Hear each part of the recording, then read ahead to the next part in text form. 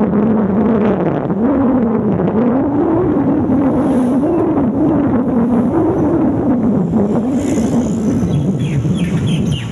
কোথায় যাচ্ছ? कहाँ जा रहे हो? বাঘ দেখতে যাচ্ছ? শিব কারবেতে বাঘ দেখতে যাচ্ছ? চলো আমি তোমাদের বাঘের কাছে চাকরি বানিয়ে দিয়ে আসছি। छुआ तो मिलेगा कम से कम।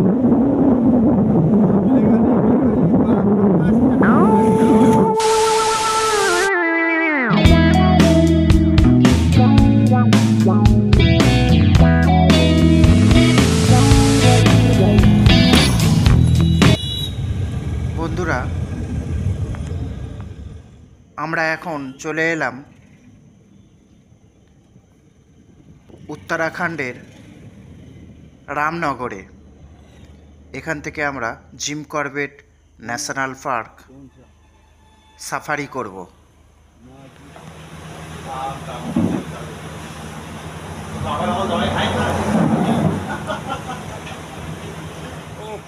डाल दिया ओ ऐसा ही है वो।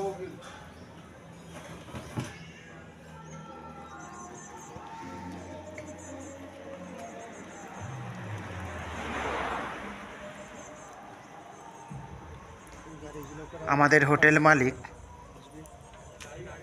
পণ্ডিত দীপচাঁদ, উনি আমাদের টিকিটগুলোকে অনলাইনে বুকিং করে দিয়েছিলেন এবং হোটেলেরও ব্যবস্থা করে দিয়েছিলেন।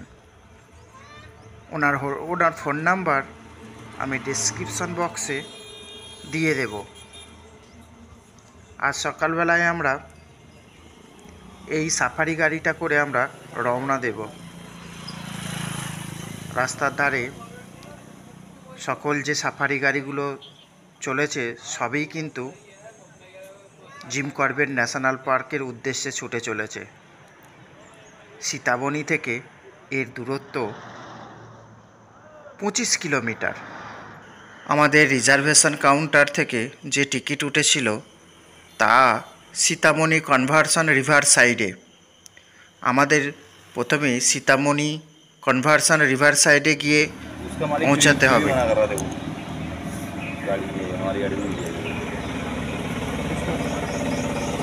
गाड़ी जानी थी एकजुट होने का।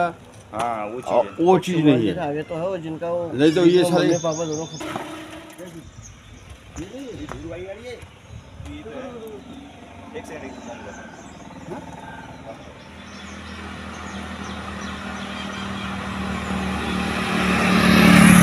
साढ़े 10 बजे के आसपास है। कितने टाइम लगेगा? कितने टाइम लगेगा किसमें घूमने? 3 से 3.5 घंटा।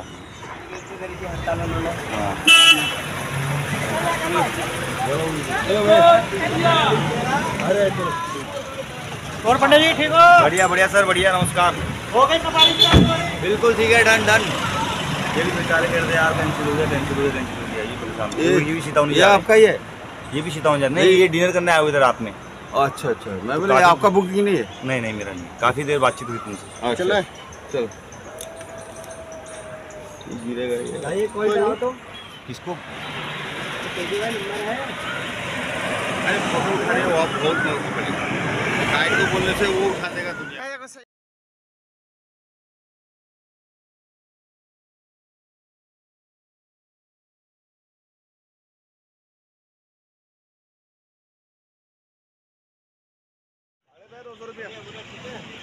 जरूरत पड़ेगा हेड कैप है? तो इसमें ना दूरबीन देना है तो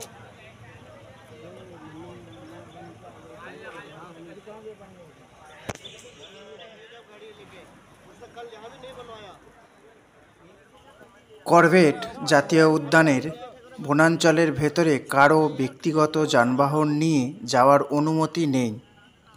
তাই জিপ সাফারির জন্য পার্ক কর্তৃপক্ষের অনুমতি অবশ্যই লাগবে। করবেট জাতীয় উদ্যানের ঝিরনা, বিজরানি এবং দুর্গাদেবী গেট দিয়ে জিপ সাফারি করা হয়ে থাকে। জিপ সাফারিতে যোগদানের জন্য ব্যক্তিদের রামনগর অফিস থেকে পারমিট জোগাড় করতে হবে।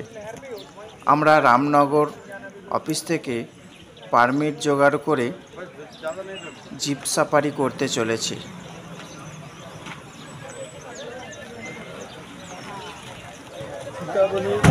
দুর্গা দেবী গেট থেকে আমরা করিডোর ভেতরে ঢুকছি। এখন দেখা যাক বাঘ দেখা যাবে কি শিয়াল দেখা যাবে কি দেখা যাবে। অনেক গাড়ি এসেছে, অনেক এই কি বলছে গার্বেজ ব্যাগ কিনতে হবে।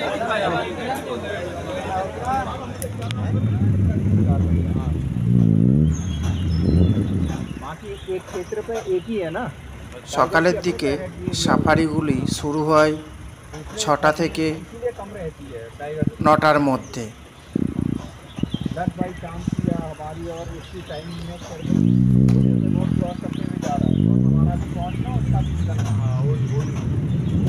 আমরা এখন রয়েছি দুর্গাদেবী গেট। দুর্গাদেবী গেট থেকে আমরা যাত্রা শুরু করছি জঙ্গলের ভিতরে কোর এরিয়ায় প্রবেশের জন্য।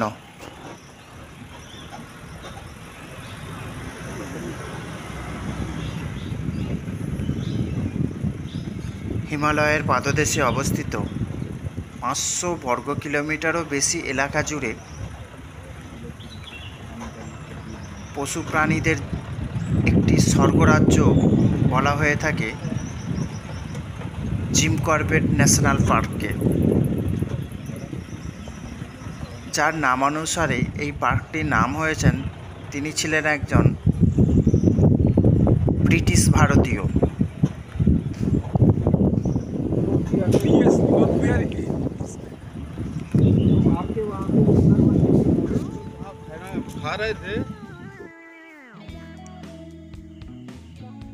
ভারতের উত্তরাখণ্ড রাজ্যে অবস্থিত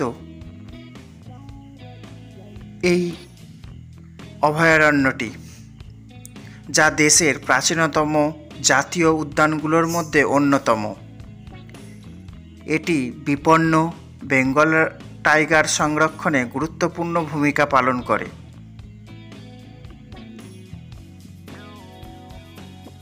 একজন ব্রিটিশ শিকারী ও প্রকৃতিবিদ জিম করবেটের নামে, যিনি এই অঞ্চলটিকে বাঘের শিকার থেকে মানুষদের রক্ষা করতেন, তিনিই হলেন জিম করবেট। 1936 সালে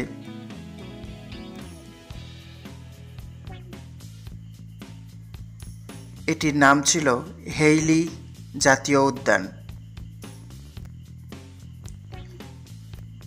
এই উদ্যানে বাঘ, হাতি, হরিণ, বন্য শুয়োর এবং বিভিন্ন প্রজাতির পাখির দেখা মেলে। এই উদ্যানটি বন্যপ্রাণী প্রেমীদের জন্য একটি জনপ্রিয় গন্তব্য এবং এখানে বাঘ ও অন্যান্য বন্যপ্রাণী দেখার জন্য বিভিন্ন সাফারি জোন রয়েছে। তার মধ্যে একটা হলো ধিকালা জোন। আমাদের গাড়ি ছুটে চলেছে ধিকালা জোনের মধ্যে বাঘ দেখার জন্য। আদৌ বাঘ দেখতে পাবো কি না আমরা কিছুই জানি না। চলুন দেখতে থাকি এই জঙ্গলের মধ্যে কোথায় কি রয়েছে।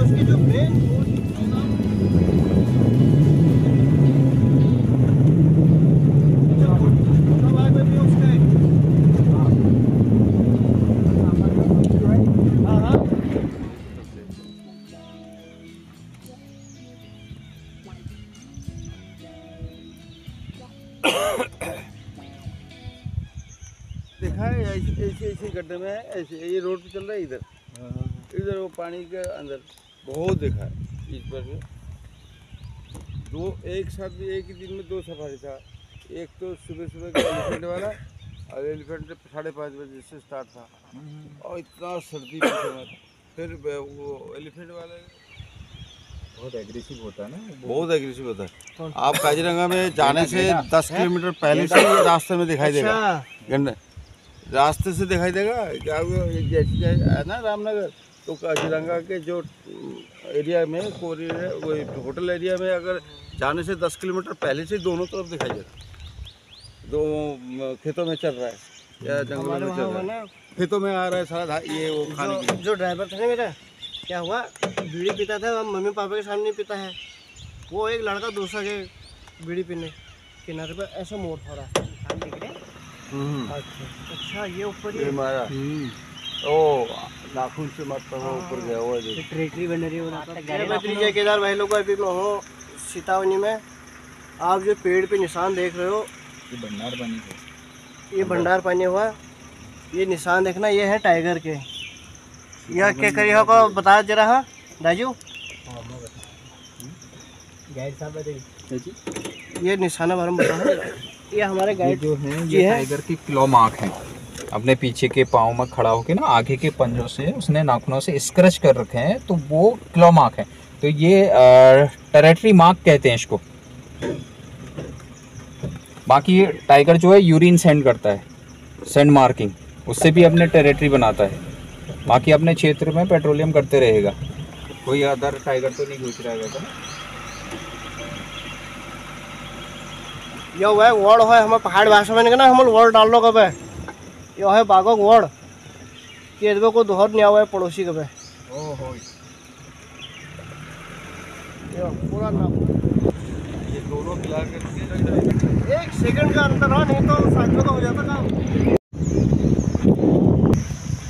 পুরো বনাঞ্চল জুড়ে শাল, সেগুন, বিভিন্ন গুল্মজাতীয় উদ্ভিদ এবং বাঁশের ঝোপঝাড় দেখা যায়, যার মধ্যেই বন্যপ্রাণীগুলো লুকিয়ে থাকে।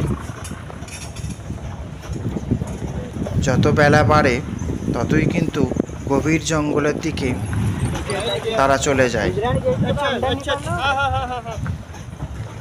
ওই জন্যেই সাফারিতে যেতে হলে খুব শীঘ্রই ভোর ভোর বেরোতে হয়।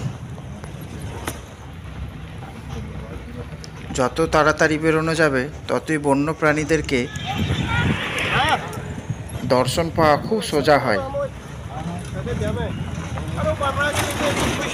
জিম করবেট জাতীয় উদ্যানের সবচেয়ে বড় এবং সর্বাধিক চাহিদা সম্পন্ন সাফারি জোন হল ধিকালা। ধিকালা মূলত তার বিশাল তৃণভূমি এবং মনোমুগ্ধকর প্রাকৃতিক দৃশ্যের জন্য পরিচিত, এবং পার্কের মেন প্রাণীগুলো হলো রয়্যাল বেঙ্গল টাইগার, হাতি, বুনো শুয়োর, হরিণ এবং বিভিন্ন প্রজাতির পাখির আবাসস্থল।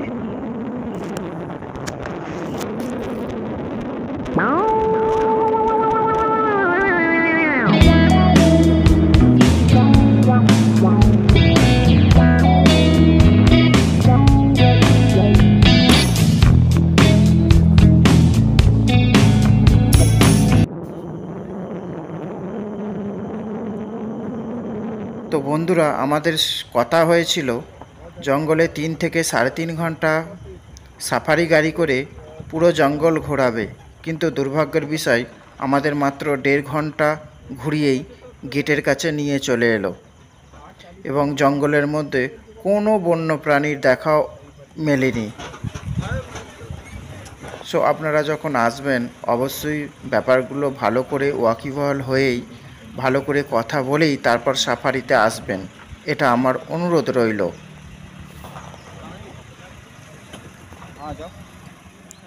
সো বন্ধুরা, পার হেড 2000 টাকা দিয়ে টিকিট কেটে মাত্র 1.5 ঘন্টা সাফারি করে আমরা আবার রামনগরে আমাদের হোটেলের দিকে নিরাশ হয়ে ফিরে চলেছি।